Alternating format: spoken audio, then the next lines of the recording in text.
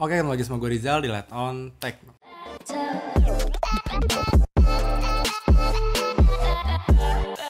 Nah, di video kali ini gue bakalan bahas sebuah monitor dari Samsung, yaitu Samsung S24 SR350. Nah, sebelum gue lanjut ya, gue mau ucapin dulu terima kasih buat kalian yang udah subscribe dan apresiasi channel gue. Dan bentar lagi channel gue ini 1000 subscriber ya, jadi bikin gue makin semangat untuk bikin video. Padahal ya channel gue ini gak seberapa lah, tapi kalian apresiasinya besar banget. Sekali lagi gue ucapin terima kasih. Nah, si Samsung S24 SR350 ini adalah salah satu monitor yang cukup viral di kalangan para pecinta teknologi, terus juga editor ataupun gamer, terutama buat mereka yang mau ganti monitor atau yang mau upgrade monitor lama mereka ke monitor baru ya. Jadi ya kebanyakan para pecinta teknologi tuh kenal sama si monitor yang satu ini. Dan gue sendiri beli monitor ini karena memang untuk kebutuhan pribadi gue, jadi bukan untuk konten atau lain-lain, tapi memang gue beli monitor ini untuk gue pakai gitu. Dan gue itu pakai untuk editing ya mungkin sekitar 70%, dan juga untuk gaming sekitar 30%. Dan gue kurang lebih udah pakai monitor ini sekitar kurang lebih 2 bulan. Dan gue beli monitor ini alasannya itu kenapa? Karena memang selain desainnya bagus, banyak banget reviewer teknologi yang udah ngebahas channel ini, dan mereka itu merekomendasikan. Bahkan mereka bilang kalau ini adalah salah satu monitor terbaik di harga 1 jutaan. Dan cocok untuk gaming dan juga editing. Tapi setelah gue 2 bulan pakai ya, entah kenapa gue punya pandangan yang beda dari reviewer lain. Dan ya intinya gue punya pendapat yang berbeda aja tentang monitor ini. Dan gue yakin pendapat gue ini akan berguna untuk menambah informasi, terutama buat kalian para editor yang rencananya mau upgrade ke Samsung S24 SR350 ini. Nah, tanpa lama-lama lagi langsung aja kita akan bahas si monitor yang satu ini. Nah, jadi gue akan bahas monitor ini dari segi user experience. Dan sorry banget kalau misalnya ini monitor ngalangin ya, karena meja gue kecil dan monitornya cukup gede, jadi gue harus rebutan tempat sama si monitor ini. Dan sebelum gue bahas user experience-nya, gue akan jelasin dulu spek secara singkat ya, spek di atas kertasnya, jadi biar kalian ini ada gambaran tentang monitor yang satu ini. Nah, jadi si Samsung S24 SR350 ini punya lebar 24 inch dengan resolusi Full HD 920x1080p dengan refresh rate 75 Hz dan udah support AMD FreeSync. Terus juga monitor ini udah punya panel IPS dengan kontras 1000:1, brightness-nya 300 nit, dan color gamutnya itu 72% NTSC atau 99% sRGB dengan 8 bit murni. Nah, jujur sebenarnya gue nggak paham soal spek-spek monitor. Yang gue pahami adalah ketika mata gue lihat itu bagus dan enak dan pas gitu ya, gue menilai monitor itu bagus meskipun speknya nggak terlalu wah gitu. Tapi kebalikannya, kalau misalnya mata gue menilai itu kurang bagus tapi secara spek itu bagus ya, menurut gue hasilnya ya udah, gue percaya sama mata gue. Dan untuk desainnya sendiri ya, kalian lihat desainnya sendiri memang keren ya. Bisa dibilang gue membeli monitor ini karena desainnya yang keren dan fresh banget gitu kelihatannya. Kalau kalian bisa lihat, dia ini udah bezel-less ya. Jadi sebenarnya bukan hal aneh bezel-less di monitor-monitor 1 jutaan di tahun 2021, itu bukan hal yang aneh lagi. Tapi entah kenapa si Samsung S24 SR350 ini tuh bawa suasana, bawa vibes yang beda gitu. Kalau kalian lihat di bezelnya yang tipis banget ini, terus juga ada bezel di bagian bawahnya yang ada logo Samsungnya dengan aksen-aksen metal, padahal ini plastik ya.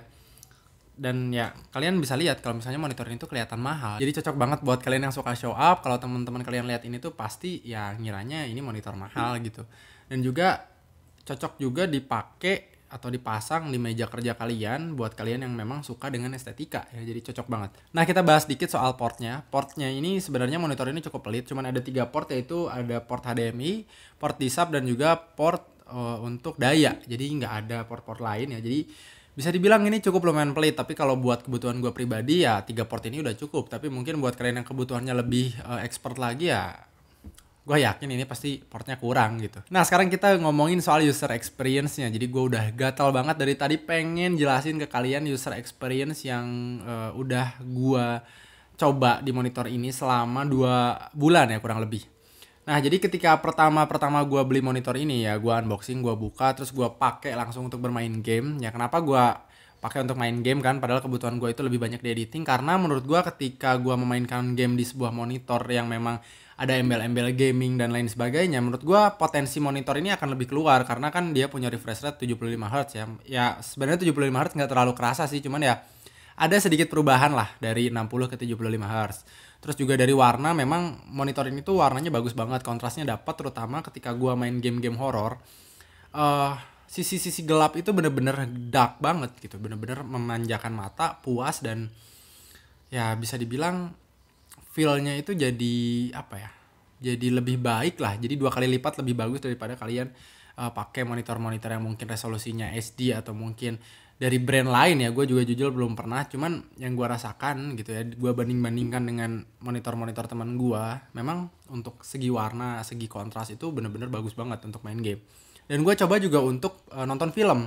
Nah, untuk nonton film ini juga jujur gue puas banget karena memang warna yang ditampilkannya itu bener-bener wah banget, apalagi kalau misalnya kalian nonton film-film yang colorful. Apa ya? Misalnya SpongeBob ya, mungkin yang kemarin baru itu SpongeBob, terus juga yang animasi-animasi gitu tuh warnanya bener-bener memanjakan mata banget, puas banget. Atau mungkin film-film yang fantasi kayak misalnya Harry Potter gitu ya kan, itu vibes kontras gelap. Wah, pokoknya gue susah jelasin, tapi intinya warnanya itu lebih bagus dibanding dengan aslinya. Nah, jadi gue sangat merekomendasikan monitor ini untuk para gamers terutama, dan juga mungkin untuk kalian yang suka banget sama hal-hal yang berbau visual gitu. Jadi ini bisa meningkatkan pengalaman bermain game, pengalaman menonton itu jadi lebih baik gitu, karena warna yang dihasilkan lebih bagus daripada warna aslinya. Tapi ini jadi masalah yang gue bilang, gue punya sudut pandang yang berbeda tentang monitor ini. Masalah muncul itu ketika gue justru pakai untuk editing. Kenapa? Karena yang gue udah jelasin tadi, si monitor ini tuh punya kontras yang bisa dibilang cukup high. Saturasinya juga cukup tinggi. Kalau misalnya gue kasih gambaran ke kalian, kalian mungkin tahu kan HP-HP Samsung yang mungkin seri-seri S lah, seri anggap S9 atau S10. Kalian tahu kan kontrasnya itu kayak gitu. Atau seri-seri yang seri E lah minimal ya, seri Samsung Galaxy A. Ya kalau kalian yang punya, kalian udah bisa lihat dong karakter kontras dari HP Samsung itu lebih tinggi dibanding HP-HP lain.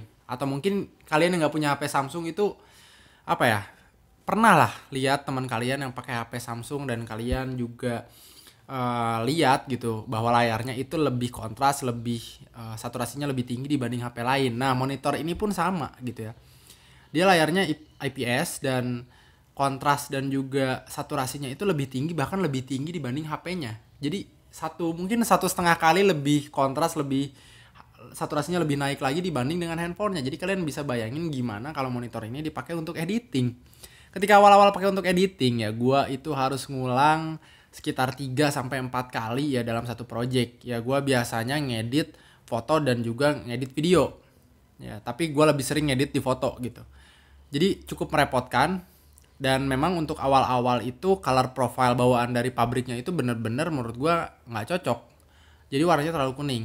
Dan memang ada color profile bawaan kayak misalnya cool, terus warm, terus juga ya coolnya itu ada 3 tingkatan dan warmnya itu ada 3 tingkatan. Tapi menurut gua nggak ada yang cocok gitu, nggak ada yang masuk. Jadi ya cukup merepotkan, dan akhirnya gua harus adaptasi selama hampir ya 1 sampai 2 mingguan. Jadi gua menemukan settingannya tuh nggak langsung tapi dikit-dikit. Akhirnya gue atur-atur di bagian red, green, sama blue-nya, dan akhirnya gue menemukan settingan yang tepat. Nah, buat kalian yang mau ikutin settingan gue, kalian bisa ikutin aja ya. Siapa tahu cocok di mata kalian. Nah, kenapa gue bilang monitor ini merepotkan ketika pakai editing ya? Karena ketika gue lihat di monitor ini warnanya udah pas, pindah ke handphone atau ke cetakan itu warnanya berubah banget. Nah, mungkin kalian bilang, bang kan kalau di handphone itu warnanya pasti beda-beda karena karakter tiap layar handphone itu beda-beda. Bener banget, tapi gue yakin buat kalian yang sering ngedit foto ataupun video, kalian pasti udah punya patokan dong. Maksudnya ketika di layar itu kayak gini, terus kalian jatuh ke handphone itu, nanti ada bayarnya ya pasti ada perubahan, tapi nggak akan jauh lah. Ya, bahkan kalian yang udah sering ngedit itu pasti kalian bisa bayangin warna di Samsung kayak gimana, warna di HP iPhone itu kayak gimana. Kalian udah bisa bayangin, tapi warna di sini tuh bener-bener ngaco banget, bro. Terutama di bagian kontras dan saturasi. Jadi kontras misalnya ya, foto gua itu kontrasnya di monitor udah pas, tapi ketika gua masuk ke HP atau kecetakan itu warnanya jadi kurang kontras. Terus juga kadang warna orange itu ya di layar itu warnanya udah orange, tapi ketika masuk ke handphone, ketika gua cetak itu warnanya jadi berubah agak kemerahan. Jadi itu yang bener-bener bikin gua bete ya. Dan mungkin kalian ada yang komplain, bang kan kontrasnya itu bisa lo setting. Bener banget, kontrasnya bisa gua setting, Tapi kontras di settingan monitor ini tuh bukan kayak yang kalian bayangkan gitu, bukan kontras yang antara sisi gelap dan sisi terang itu jadi berubah, tapi ini lebih ke ketajaman. Jadi nggak enak banget kalau misalnya kontrasnya gua turunin sampai 0. Kontrasnya ini gua bikin di 50 karena memang kontras dari monitor ini tuh kayak merubah ketajaman gitu lah. Jadi nanti apa ya, kalau misalnya terlalu rendah foto kalian itu atau hal yang kalian lihat itu jadi kurang tajam gitu. Ya, jadi cukup lumayan merepotkan gitu. Nah, jadi kesimpulannya kayak gimana? Nah, kalau kesimpulannya menurut gua monitor ini tuh memang bagus. Jadi gua sama sekali nggak bilang monitor ini jelek. Bahkan bisa dibilang dari warna monitor ini kebagusan. Karena warna yang ditampilkan dia itu lebih bagus daripada warna aslinya, terutama untuk gaming dan juga untuk maksud gua untuk nonton film ya, dan keperluan-keperluan visual lainnya yang memang tidak membutuhkan akurasi warna yang tinggi gitu. Tapi ketika untuk editing, nah ini yang bikin repot. Gua kurang merekomendasikan monitor ini untuk editing karena memang apa ya, karakter layar dari monitor ini itu tidak real gitu. Dia menaikkan kualitas warna tapi tidak real. Jadi sangat menyulitkan editor, terutama ya setiap editor kan pasti butuh akurasi warna yang tinggi gitu. Jadi menurut gua kurang cocok. Tapi kalau untuk gaming, untuk nonton film atau untuk keperluan-keperluan visual lainnya yang tidak membutuhkan akurasi warna tinggi, ini bener-bener bagus banget, bahkan kebagusan gitu bisa dibilang ya. Nah, itu tadi review dan juga pendapat gua tentang si Samsung S24 SR350. Jadi gua sama sekali tidak melarang kalian untuk membeli monitor ini, terutama buat para editor, tapi gue udah ngasih aware duluan gitu.